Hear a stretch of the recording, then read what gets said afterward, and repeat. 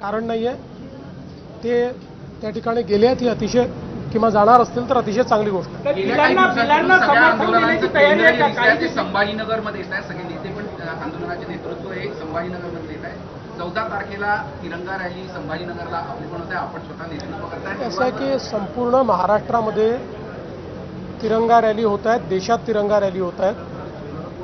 15 August भारतीय स्वातंत्र्य दिन आणि काल झालेला 9 ऑगस्ट करो या मरो भारत छोडो या सप्ताहामध्ये संपूर्ण देशात आपल्या तिरंगा रॅलीच्या माध्यमातून देशप्रेमाचं वातावरण तयार झालं पाहिजे, या दृष्टीनं या रॅलीज काढलेल्या आहेत. आज मुंबईच्या रॅलीमध्ये मी जाणार आहे, उद्या पुण्याच्या रॅलीत जाणार आहे आणि 14 तारखेला छत्रपती संभाजीनगरच्या रॅलीत मी जाणार आहे.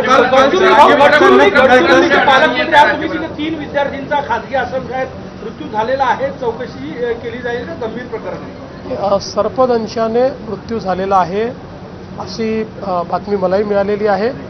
या संदर्भात अधिकची माहिती मी मागितलेली.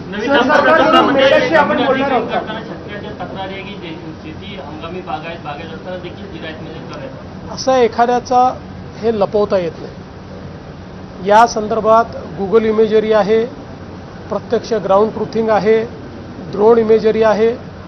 कोणाचं सुटलं असेल तर ते इन्क्लूड होईल. कोणी जर त्या ठिकाणी अनावश्यक क्लेम करत असेल तर मात्र त्या संदर्भात भरपूर पुरावे असल्यामुळे त्या पुराव्यांच्या आधारावरच निर्णय घेतला जातो. काफी हंगामा हो रहा है, कांग्रेस ने उसे एंटी क्रिश्चियन बताया. देखिए, FCRA के ऊपर बिल लाने का कारण यही है कि लगातार इस देश के अंदर FCRA का उपयोग करके कुछ संस्थाएं पैसा ला रही है और उस पैसे का उपयोग देश विरोधी गतिविधियों के लिए किया जा रहा है. जो अच्छा काम करते हैं उनके लिए इस बिल में कोई अड़चन नहीं है, कोई तकलीफ नहीं है. FCRA की प्रोविजन भी रहने वाली है. जो हिसाब देंगे उनके लिए उनका लाइसेंस भी रहने वाला है. मुझे विश्वास है कि अगर किसी को इसमें कुछ कहना होगा वो संसद में कह सकते हैं. भारत सरकार रिसेप्टिव है और ये किसी एक समुदाय का इसमें विषय ही नहीं है, क्योंकि केवल क्रिश्चियन संस्थाओं के लिए FCRA नहीं है, सारी संस्थाओं के लिए FCRA ये आवश्यक है. और सारी संस्थाएं किसी भी समाज की हो, जो संस्थाएं जिनको फॉरेन से डोनेशन मिलता है उनको FCRA ये आवश्यक है.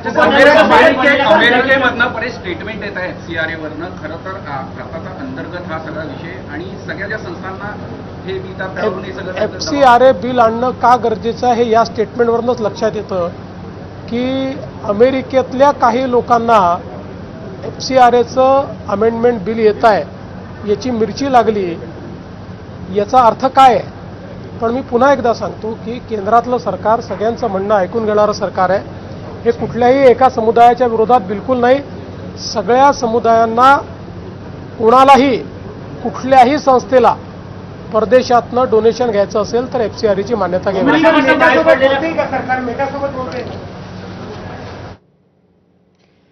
पवारांचे खासदार मोदींना भेटणार यात काहीच वावगं नाही. पंतप्रधान हे देशाचे असतात असं मुख्यमंत्री देवेंद्र फडणवीस म्हणालेत.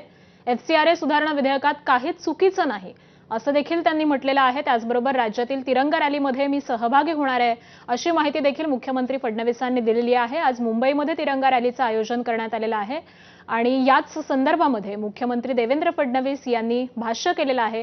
त्याचबरोबर गडचिरोलीमध्ये सर्पदंशामुळे 3 विद्यार्थिनींचा मृत्यू झालाय. त्या संदर्भामध्ये देखील मुख्यमंत्री देवेंद्र फडणवीस यांनी मी माहिती मागवली आहे असं म्हटलंय.